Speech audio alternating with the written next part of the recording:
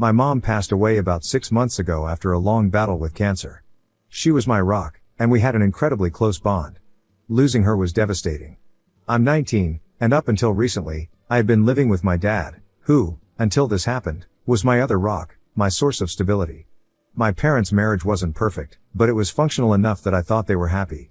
Losing my mom made our little family seem so much smaller, and for a while, it was just dad and me, figuring out life. Then, 3 months after mom's death, my dad dropped a bombshell. He was getting remarried. I was stunned. It felt like the ground had shifted beneath me. To me, it seemed like he was rushing things. I mean, just a few months ago, we were grieving together, and now he was ready to move on? He claimed that this woman, let's call her Jane, had been an old friend, someone he had reconnected with shortly after mom got sick. I wanted to be open-minded.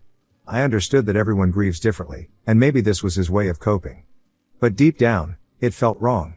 It felt like he was disrespecting my mom's memory by jumping into a new relationship so quickly.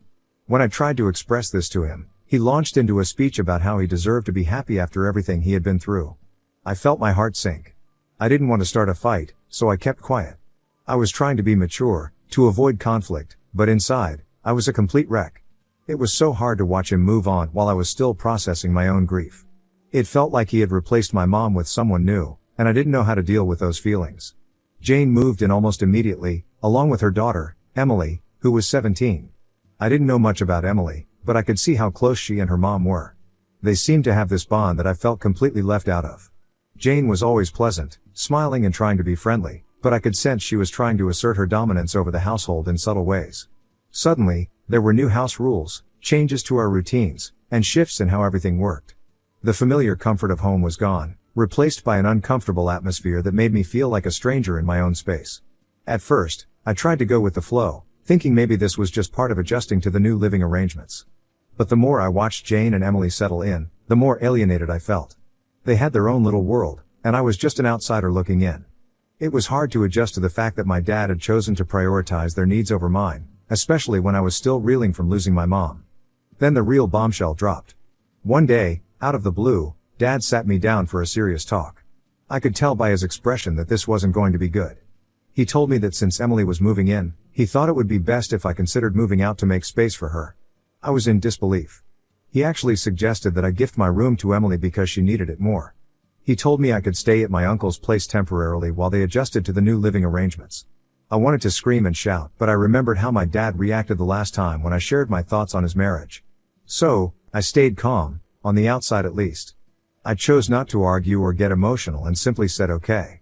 I packed my bags, called my uncle, and moved out. My uncle welcomed me with open arms. He was as shocked as I was when I told him what happened. It was only when I left that the reality of the situation hit me. My dad had chosen his new wife and stepdaughter over me, his own child, only months after my mom had passed away. The betrayal stung deeply. For a few days, I didn't hear from Dad. I assumed he was relieved that I had left without putting up a fight. It seemed like Dad didn't care enough to reach out, and I figured he was happy to have me out of the house. After all, he got what he wanted, right? Emily got my room, Jane got her new life with Dad, and I was out of the way. I remember sitting in my uncle's guest room, staring at my phone, half expecting some sort of apology or explanation. But there was nothing. It stung more than I expected, like I'd been completely erased from his life. I kept telling myself I did the right thing by leaving and trying to focus on getting settled at my uncle's place and keeping up with my college assignments. Then, out of nowhere, the silence broke. One day, my phone started blowing up with calls and texts from Dad. At first, I ignored them, assuming it was more of the same adjusting talk he'd given me before. But then it became relentless, one missed call after another, message after message. He was apologizing, asking me to come home, saying things could go back to normal. His tone had completely changed from when I left, and I started to get suspicious.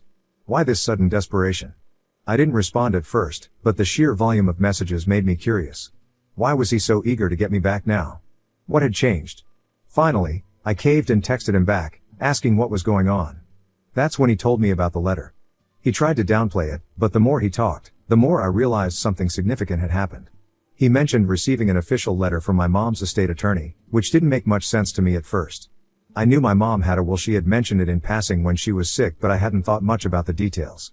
Apparently, this letter was a big deal. My dad explained, in a roundabout way, that my mom's will had been finalized, and according to the will, my mom had left her share of the house to me. That means my dad and I are now co-owners of the house, me owning half, and him the other half. So, while dad still has his share, he can't sell the house or make any major changes to it without my consent. I guess I had assumed everything would go to dad, given that they were married. But she had made sure I was taken care of, and it hit me hard just how much thought she had put into it. Even though I wasn't 21 yet, being 19 meant I had a legal stake in the house. I hadn't realized how significant that was until dad started explaining that he couldn't make any major decisions about the property without my consent. This news completely shifted the dynamic. Now that dad and Jane know they need me to stay in control of the house, they've been spamming me with calls and texts nonstop. It's not just them either, they've roped in the rest of the family. I'm getting messages from aunts, uncles, and cousins, all saying I need to be the bigger person and go back home for the sake of family harmony. It's overwhelming. I'm a full-time college student, and I already have so much on my plate with classes, assignments, and trying to balance a part-time job. The worst part is how Jane has started messaging me too, acting all nice and trying to guilt me into returning. She's offered to let me share the room with Emily now, as if that's supposed to make up for everything. It feels so disingenuous, like they're just trying to smooth things over because they realize they've lost control of the situation. They didn't care about my feelings until they realized they needed me, and now they're trying to act like we're all one big happy family. Frankly, it's a lot to deal with. I didn't ask for any of this, and all I really wanted was some time to grieve and process everything after losing my mom. I'm stuck in this mess, feeling like I have to fight just to hold on to what my mom wanted me to have. Now, I don't know what to do. The house is legally half mine, but I'm not sure if I want to go back. Update 1. Hi guys, first of all, thank you so much for all the support and advice in the comments. Reading through your personal experiences has honestly been one of the few things keeping me sane these past few days. It's comforting to know I'm not alone in dealing with complicated family stuff. For those asking, my uncle, let's call him Uncle James, is my mom's brother, not my dad's. He's been nothing but supportive, and I'm lucky to have him as a place to stay while I sort all this out. So, there's been another development. While my dad's side of the family has been nonstop in their attempts to get me to come back, something interesting happened that I didn't see coming. My mom's lawyer paid me a visit to Uncle James's house.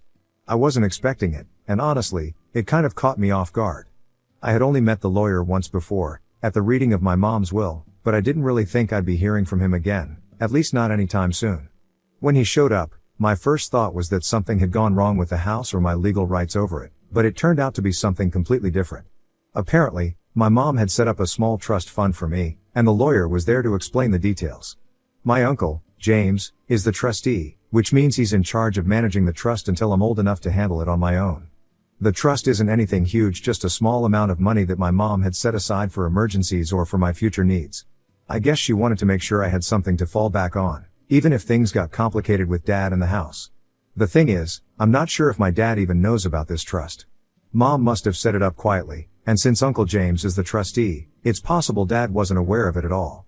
That realization made me feel even more protected by my mom. It's like she had planned for every possibility, even the ones I never imagined. The trust fund isn't a game changer in terms of my financial situation, but it's comforting to know that I have some extra security, especially with everything that's happening right now. I haven't told my dad about the trust, and honestly, I'm not sure if I should. He's been blowing up my phone with messages, and I've had calls from all sorts of relatives, cousins, aunts, uncles, all trying to convince me to come back. At first, they were being nice about it, telling me that dad misses me and that we should patch things up, but when I didn't respond right away, the tone started to change. Some of them started guilt-tripping me, saying things like, "Your dad's under a lot of stress, and family is more important than a stupid room." I even had one of my aunts tell me that I was being selfish for taking my mom's side and that I needed to move on since she was gone now. It's been overwhelming, to say the least. But here's the kicker: while all this was going on, Uncle James told me that dad had been trying to reach out to him too. Apparently, dad called him and tried to act like everything was fine, asking if I was doing okay and if Uncle James could convince me to come back home. James said it was the most awkward conversation he'd ever had. Dad was trying to play the concerned parent, but Uncle James wasn't buying it. He knows how dad has treated me, and he made it clear to dad that I was welcome to stay with him for as long as I needed. It's pretty clear that my dad's side of the family is all on his team. They're trying to wear me down, and I have a feeling it's not just about wanting me back for family reasons, it's about control, just like with the house. I've been thinking a lot about whether dad knows about the trust or if he's just focused on the house for now. Part of me wonders if the trust would complicate things even more if he found out. Right now, he's trying to guilt me into coming back, But if he knew about the extra money mom left me, would that change his tactics? Would he suddenly try to get involved in managing that too? I have no idea, but the thought is nagging at me. Anyway, my lawyer has advised me to keep things quiet for now, especially since Dad is already so fixated on the house. Legally, he can't force me to move back, and he definitely can't sell the house without my agreement, but I can't help but feel like this whole thing is going to get messier before it gets better. Uncle James has been a rock through all of this, and I'm so grateful to have him in my corner. I don't know what I would have done without him, especially with how manipulative my dad and his side of the family have been. For now, I'm taking things day by day. I'm focusing on school, trying to keep up with my assignments, and just taking a breather from all the drama. Update 2. Every time I think this whole situation has reached its peak of awfulness, something worse happens or I learn something that just turns my world upside down even more. I thought things couldn't get any worse after leaving my dad's house, dealing with the family's nonstop messages, and then finding out about the trust fund my mom had set up for me. But I was wrong. Something happened yesterday that really hit me hard and changed the way I look at everything that's been going on. One of my cousins from my dad's side, let's call her Sarah, asked to meet up for coffee. I wasn't sure what to expect since most of my dad's side has been pressuring me to go back home, but Sarah and I have always been pretty close. She's a bit older than me, and we used to hang out a lot when we were younger, so I figured maybe she just wanted to check in and see how I was doing. When we met up, things were a bit awkward at first. Sarah's mommy aunt has been one of the main people pressuring me to reconcile with my dad, so I wasn't sure where this conversation was going to go. But then, out of nowhere, the conversation took a completely unexpected turn, and Sarah dropped a bomb on me that I wasn't prepared for. She hesitated at first, saying she wasn't sure if she should tell me what she knew, especially since her mom had told her to keep quiet about it. But she couldn't hold it in anymore. She felt I needed to know the truth. Sarah told me that my dad had been cheating on my mom for a long time, even before my mom got sick. I was completely floored. I had no idea this was going on. Sarah said she had known for a while but didn't want to get involved, mostly because her mom had told her not to. She explained that one day, before my mom passed away, she saw my dad out at a restaurant with Jane. And it wasn't just some casual lunch. Sarah said they looked like a couple. They were sitting close together, talking, and it was clear there was something going on between them. At the time, Sarah didn't think too much about it. Maybe she didn't want to believe the worst, or maybe she didn't want to create drama. But now, looking back, it all started to make sense to her. The part that hit me the hardest was when Sarah told me she eventually gathered the courage to tell my mom about what she had seen. I can't even begin to imagine how devastating that must have been for my mom. She was already going through so much with her illness, and on top of that, she had to deal with the knowledge that my dad had emotionally, and maybe even physically, moved on before she was gone. Sarah said that after she told my mom, she felt guilty, like maybe she had made things worse, but at the time, she thought it was the right thing to do. She believed my mom had the right to know, even if it caused her pain. Ever since then, though, it's been weighing on Sarah's conscience, and she struggled with whether or not telling my mom was the right decision. When Sarah told me all this, everything started to click into place. I think this might be why my mom made the decisions she did in her will. She probably knew about Dad and Jane, and maybe she didn't trust him anymore. Maybe that's why she left her share of the house to me instead of leaving everything to Dad. It was her way of protecting me and making sure that if Dad tried to move on too quickly with Jane, I wouldn't be left with nothing. It hurts to think that my mom was dealing with so much behind the scenes. She must have known that her time was limited, and on top of everything, she had to worry about Dad betraying her trust. I feel like I should have known, but I guess I was too focused on trying to cope with losing her to see the signs.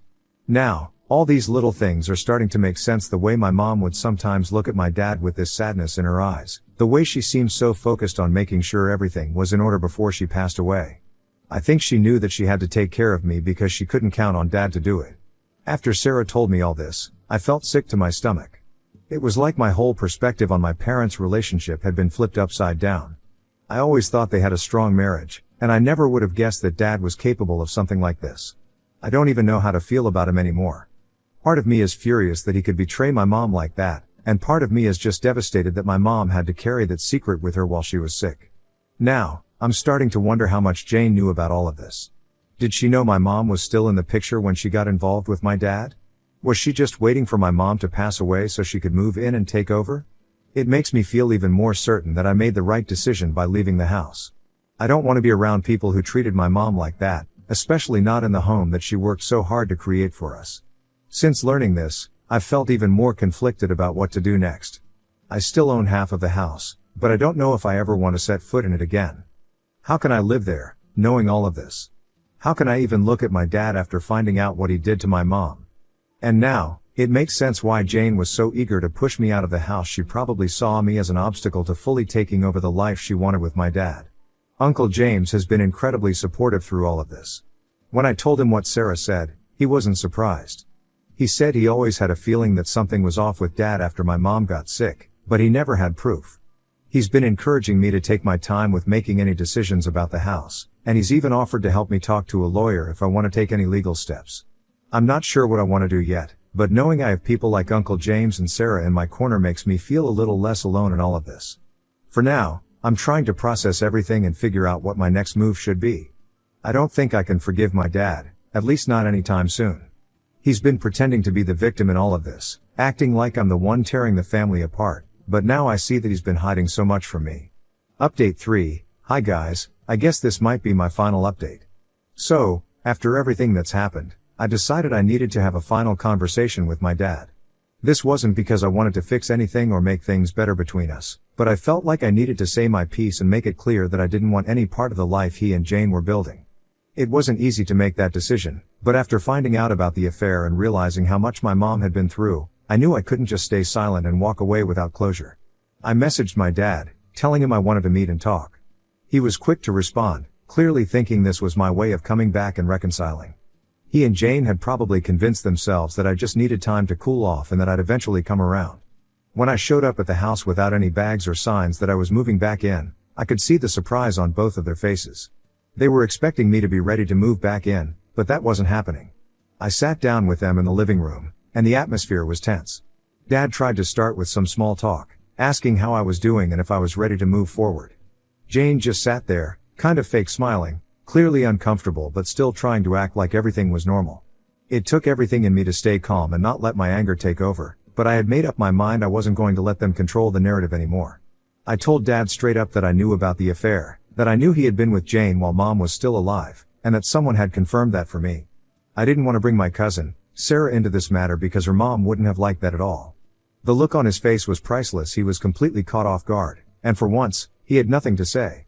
Jane went pale and tried to deny it, stammering something about how it wasn't what it seemed, but I wasn't interested in hearing her excuses. I had already heard enough from Sarah to know the truth.